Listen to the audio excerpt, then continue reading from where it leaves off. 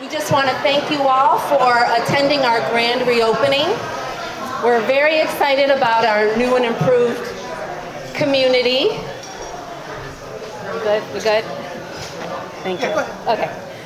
We're especially excited to be now a part of the LCB Senior Living family. So thank you again for attending. We do offer independent living. We have a very vibrant community here. We offer independent living, assisted living, as well as memory care. If anyone would like to visit, have a look around, take a look at any of our apartments, feel free to see myself or any of my colleagues. You'll see the name tag, and we're more than happy to show you around. And now I would like to take this time, we're very grateful to have some members of our legislature in attendance. I'd like to introduce Mr. Connor O'Shea. He is the president of the East Longmeadow Town Council.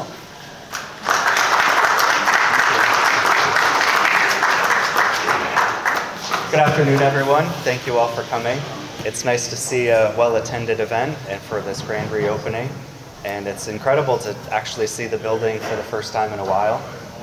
I'm sure, as George will get into the history later, the first time I was on this property was many decades ago when it was the old Bluebird Acres, and taking a tour of the farm stand in an elementary school, but quite the change now, and it's still being well used. So on behalf of the East Longmeadow Town Council, we hereby extend our congratulations to the Reserve at East Longmeadow to commemorate their grand reopening, marking an important milestone for this valued member of our community. The Reserve has spent more than a decade providing independent living, assisted living, and memory care services, supporting the well-being of the town's population. The Council further recognizes the recent renovations and revitalization of the facility that enhances both the quality of care and the living environment for residents. We look forward to the continued commitment to fostering an active, engaged community, and we extend our best wishes for its ongoing success.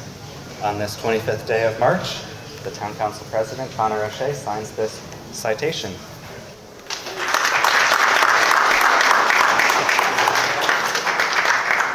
Congratulations. Nicole, come over here. Let him present this to you. Get a picture. Thank you so much.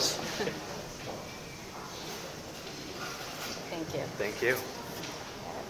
Thank you so much.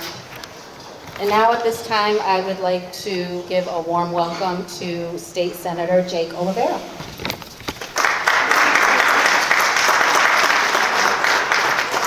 Thank you, Nicole, and good evening, everybody. Did anybody try the scallops over there? They were delicious. You eat like this every day? Sometimes. I might be moving in if you are eating like this every day. My family is, an aging family.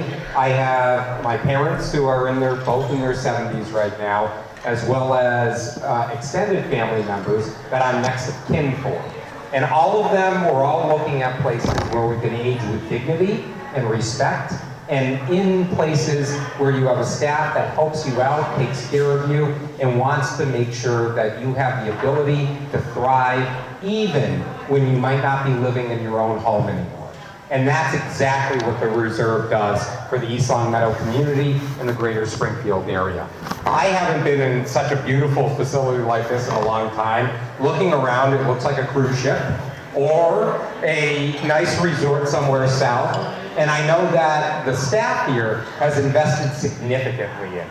Over $3 million have been invested in this facility to make it one of the crown jewels of any type of assisted living here in Western Massachusetts. The number of employees, over 80 employees that work in this facility, means that we're creating jobs and creating economic opportunity, but we're also having a safe environment to live in.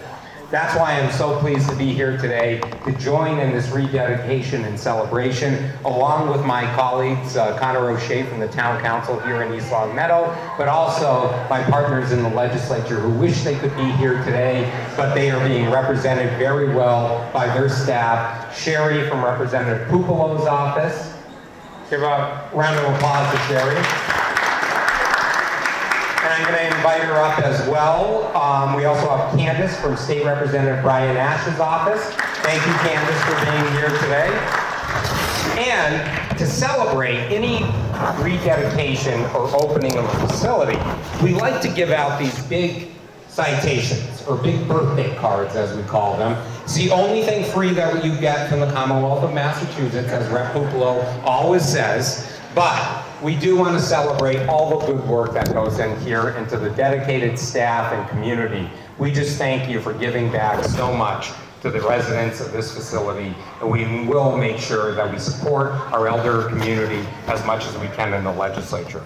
So be it known to all that the Massachusetts Senate hereby extends its congratulations to the Reserve at East Longmeadow in recognition of your grand reopening to the community under LCB Living, with independent, assisted living and memory care living delivered with commitment to care and service in our region. And be it further known that the Massachusetts Senate hereby extends its best wishes for continued success, that this citation be duly signed by the President of the Senate and by me, your state senator. Congratulations. I now want to invite up Sherry and Candace to present a citation on behalf of the House of Representatives. It's worth a lot less than my citation on the black mark. I'm just kidding. But I'll turn it over to Sherry to read the citation. I was going to say everything he said until he said that last. Now I'm not so sure. Good evening. I just wanted to say, as I said, everything he said, but also what impresses me about this place is the people, number one, both those living here and the people that are working here, and also the light, the atmosphere in here is just spacious, bright. It's absolutely beautiful. So enjoy. So I'm representing Representative Angela Pupolo, and of course Candace is here for Representative Brian Ash. They are both doing their duties in a formal session in Boston right now, so we're not sure when they're coming back, but they will be. They wanted to be here, but they asked us to be here and present this citation to you. Be it hereby known to all that the Massachusetts House of Representatives offers its sincerest congratulations to the Reserve at East Longmeadow in recognition of the celebration of your grand reopening. Offering, there you go. Right there. Offering a new era in independent, assisted, and memory care living. The entire membership extends its very best wishes and expresses the hope for future good fortune and continued success in all endeavors. Signed by Speaker of the House, Ron Mariano, and by your representatives, Representative Angelo Pupolo and Brian Ash. Thank you. Yeah, we'll get in front and we'll take a picture. Go ahead. There you go. Oops.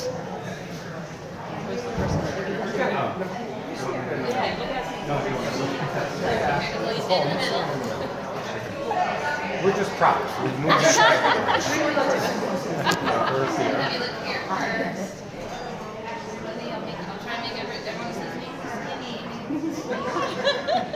Do I have scallops in my teeth? I have some shrimp in my teeth.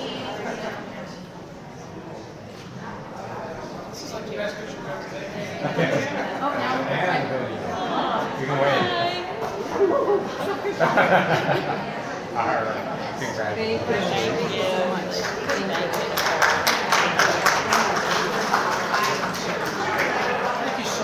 And finally, without further ado, we're very excited to welcome our guest speaker this evening. He is a local historian and serves on the East Longmeadow Historical Commission, as well as he is the vice chair of the Pioneer Valley Planning Commission, Mr. George Kingston. Thank you.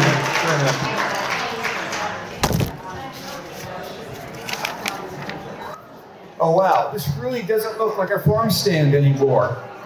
Where are all the apples and the pies and the veggies? I mean, they're good veggies tonight, but not quite the same as it was. Where we are today was once Bluebird Acres.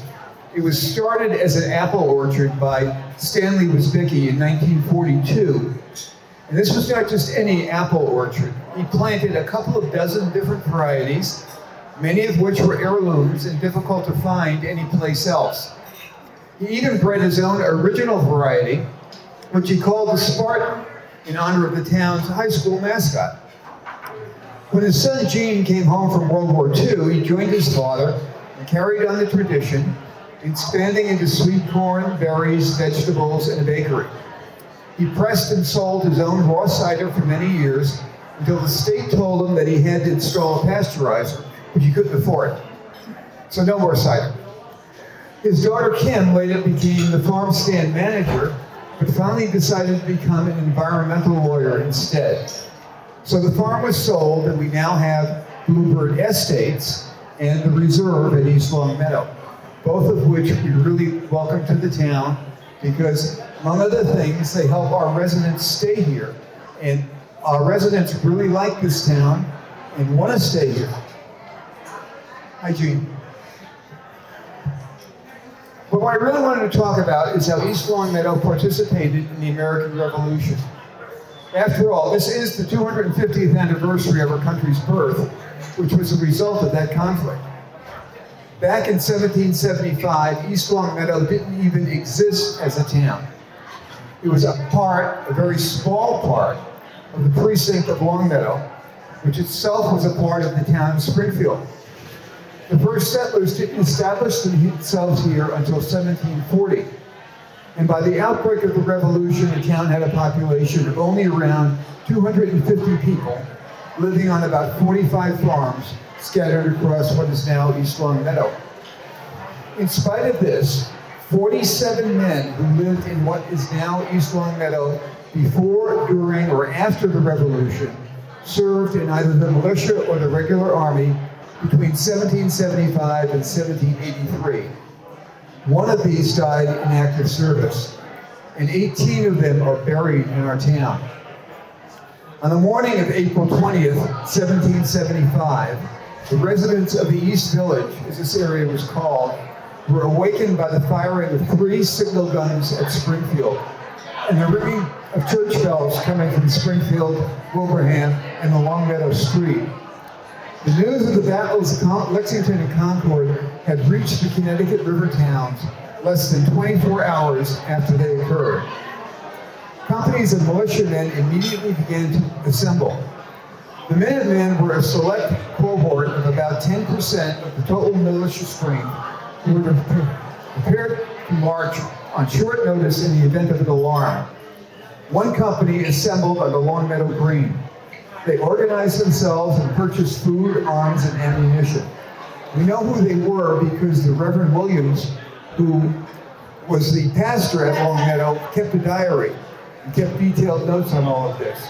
We also have the store receipts for the flints and ammunition that these people bought in the store at Longmeadow. Next day, April 21st, they marched to Springfield, where they were incorporated to the 1st Hampshire Resident of Militia under Colonel James Charles Pigeon. This company included one man from the East Village, Elijah Burt, who left his farm on what is now Chestnut Street and walked across the Pine Barrens to the Longmeadow Green. He served at the Siege of Boston as a private in a company led jointly by his cousin, Lieutenant David Burt and Lieutenant Jonathan Hale. He died in 1820 and is buried in Longmeadow Cemetery. His house still stands in its original location. Other Minutemen who eventually came to live in what became East Longmeadow were Lemuel Parsons, Abner Hatch, Levi Cadwell, Ebenezer McGregory, Thatcher Lothrop, Nathaniel Waterhouse, and Philip Butterfield. All of these served at the Siege of Boston. Hatch and Butterfield fought in the Battle of Bunker Hill. Others who served in the Siege of Boston were Benjamin Baxter, who fought and was wounded at Bunker Hill, Peter Kinney, and Elijah Hancock, who was our only fatality, dying of smallpox while on duty in 1779. After the evacuation of Boston by the British on March 17, 1776, Washington moved his army to New York City, where it was defeated at the Battle of Long Island, but survived to win the Battle of White Plains. The army included 7 future residents of East Longmeadow: Thaddeus Billings, who Billings Hill is named for, Sylvanus Eaton, Abner Hatch, Aaron Crane, Stephen Richardson, Emery Russell, and his brother John. Other men from East Longmeadow, including Timothy Brown, Jabez Hancock Jr., and Aaron Talcott, fought in a long period of skirmishing with the British, who were based in New York City until 1783. These were nasty little skirmishes and raids, most of which took place in the area now covered by the Bronx. Jacob Hills was present at the execution of British spy Major John Andre, who was Benedict Arnold's contact. In early 1777, some of our veterans marched to reinforce the Northern Army at Fort Ticonderoga, but left before the British invasion. Jonathan Byrd Taylor and Ephraim Brown served in Colonel David Leonard's regiment from March 6th to April 10th, 1777. Benjamin Swetland and Lewis White served Lieutenant Colonel Timothy Robinson's detachment of Hampshire County Militia from December 1776 to March 25th, 1777 in the garrison of Fort Ticonderoga. Later in 1777, several of our veterans, including Joshua Ewings, Daniel Hancock, Abiel Hancock, Taylor, Jacob Weber, and Aaron Howard, saw active service in the battles of Fort Ticonderoga and Saratoga. These men served in Colonel Benjamin Ruggles Woodbridge's regiment, which participated in the Paulette expedition against Fort Ticonderoga as a covering force sent to Skinnyatsboro, now known as Whitehall, at the south end of Lake Champlain. The capture of Ticonderoga assisted the American General Horatio Gates in his defeat of the British under General John Burgoyne at Saratoga. That defeat prevented Burgoyne from splitting the colonies and marching down the Hudson Valley. One veteran served at sea. Ephraim Tiffany Hunn sailed on a privateer and was captured by the British in Chesapeake Bay in 1783. He was imprisoned on the notorious Old Jersey prison ship in New York Harbor. He survived the ordeal only because soon after his capture, the British evacuated New York and the prisoners were paroled. Although the fighting mostly stopped after the Battle of Yorktown in October 1781, the war did not officially end until the Treaty of Paris was signed on September 3rd, 1783. So men from East Longmeadow were assigned to guard the armory and other military stores, as well as to maintain civil order. On June 12, 1782, the Hampshire Regiment was called upon to deal with a mob that was rioting against taxes at the courthouse in Northampton. And again on June 16th to deal with the mob in Springfield that successfully sprung Samuel Ely, the leader of the Northampton riots, from jail. Among those responding were Stephen Taylor, Justin Ashley, and Reuben Cady. These events were precursors to Shays' Rebellion, which would occur in 1783. So as you can see, for a small, isolated village, East Longmeadow made a significant contribution to winning our liberty. Our town still honors the 18 Revolutionary War veterans who are buried here with flags and grave markers, and we thank them for their service.